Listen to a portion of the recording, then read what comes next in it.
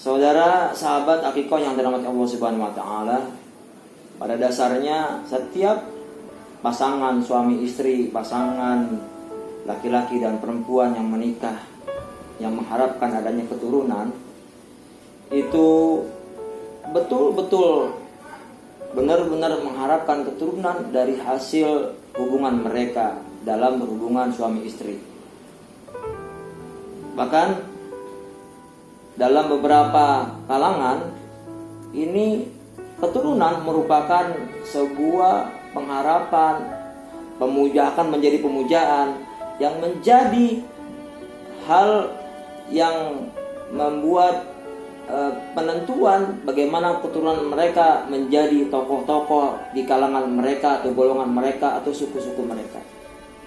Oleh karena itu, setiap pasangan mengharapkan keturunan, terutama keturunan yang baik, apalagi menjadi keturunan yang soleh-solehah. Tapi belum tentu semuanya Allah berikan keturunan sebagaimana yang mereka harapkan. Banyak orang yang berharap punya keturunan yang baik, punya keturunan dari hasil mereka berumah tangga, tapi belum tentu mereka dapat hal itu dari Allah Subhanahu wa taala. Sebab keturunan itu adalah amanah yang Allah berikan kepada setiap pasangan untuk menjadikan generasi-generasi penerusnya. Kalangan orang yang kaya, banyak uangnya, mobilnya berjejer, bahkan rumahnya itu mobilnya sampai garasinya aja udah isinya mobil semua. Kalau perlu tempat-tempat tidurnya ada isinya mobil itu. Tapi dengan kekayaan mereka yang berlimpah, mereka punya harta, punya uang banyak, jalan-jalan kemana aja bisa, umroh 10 kali bisa, jalan-jalan ke Eropa, ke Amerika, uangnya nggak habis-habisnya.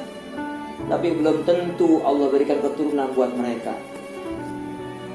Tapi ada dari kalangan yang jangankan punya mobil, jangankan punya garasi, mobil nggak ada, apalagi garasinya.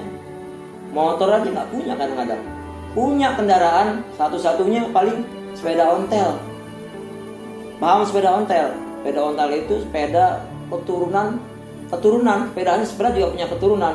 Sepeda keturunan zaman Belanda. Zaman keturunan dari kakek-kakek kita, engkong-engkong kita, babe-babe kita. Ya, itu satu-satunya benda yang dia punya, kendaraan yang dia punya di rumahnya. Rumahnya kecil, jangankan berharap punya rumah mewah, rumahnya kecil. Bahkan ada rumahnya gubuk. Tapi Allah kasih amanah kepada dia keturunan yang begitu banyak berlimpah.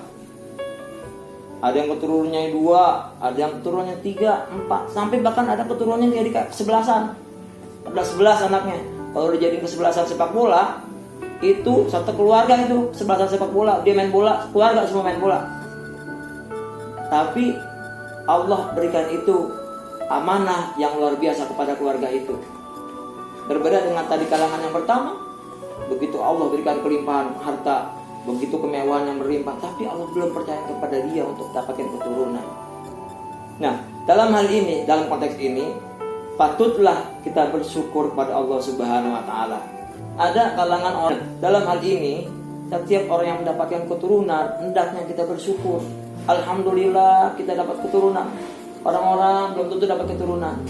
Bersyukur kita Allah berikan keturunan, terutama keturunan yang baik.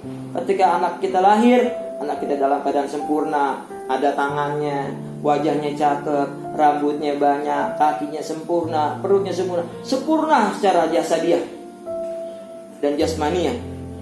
Dan ini waktunya kita bersyukur pada Allah Subhanahu wa taala ketika kita melihat keturunan kita adalah keturunan yang sempurna ketika lahir. Dan salah satu untuk kita bersyukur pada Allah adalah bagaimana kita melaksanakan rasa syukur itu. Yang pertama, kita mengucap syukur pada Allah itu, ya kalau bisa kita sujud syukur, kita sujud syukur saat kita lahiran nih, lahir anak kita, dapat kabar dari dokter, "Pak, anak Bapak lahiran." Istri Bapak lahiran. Ya, istri Bapak lahiran. Kalau anaknya lahiran namanya cucu. Istri kita lahiran, kita dapat anak. Bersyukur sama Allah. Pertama kali kita lakukan, kita mengucap syukur pada Allah. Alhamdulillah, terima kasih Allah, Kau berikan padaku keturunan, Menguparkan padaku keturunan. Mohon pertolonganmu ya Allah, berikan aku kekuatan, kesabaran untuk mendidik menjadi generasi yang sesuai dengan kehendak-Mu dan mendapat ridho dari-Mu. Kalau bisa lagi kita sujud syukur.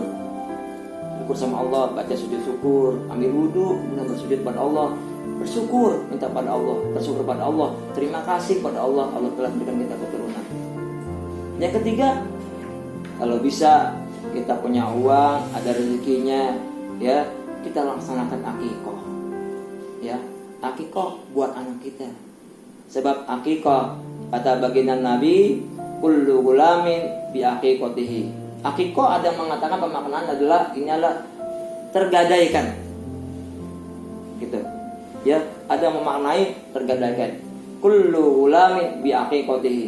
Setiap anak yang dilahirkan itu tergadaikan. Ya. Kemudian kata baginda Nabi, tuzbahu yauma sabihi thumma yukhlaqu thumma yusamma. Potongkanlah kambing, potongkanlah hewan, potongkanlah domba untuk sebagai ungkapan rasa syukur kita kepada Allah Subhanahu wa taala. Kemudian kata baginda diteruskan, yukhlaqu, cukur rambutnya, ya, dicukur rambutnya sedikit, kemudian kasih nama. Nah itu.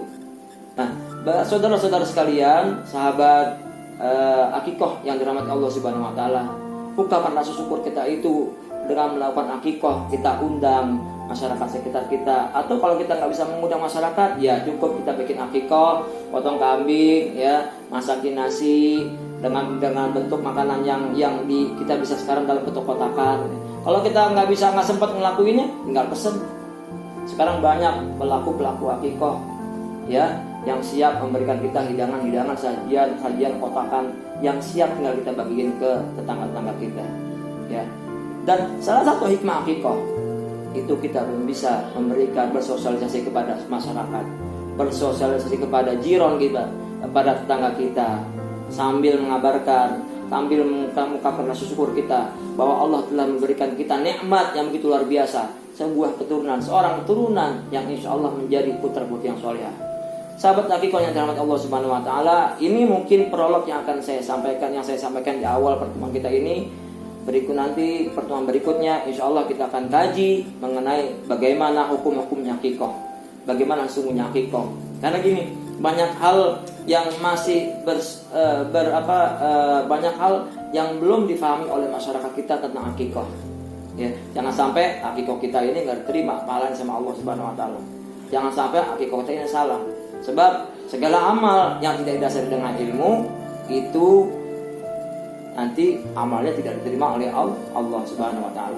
Oleh karena itu, dengan channel ini kita coba belajar akikoh, kajian akikoh ini mudah-mudahan menjadi hal-hal yang bermanfaat buat para pemirsa sekalian, sehingga memahami bagaimana caranya berakikoh dengan akikoh yang benar, dengan akikoh sesuai dengan yang diajarkan oleh baginda Nabi Muhammad SAW.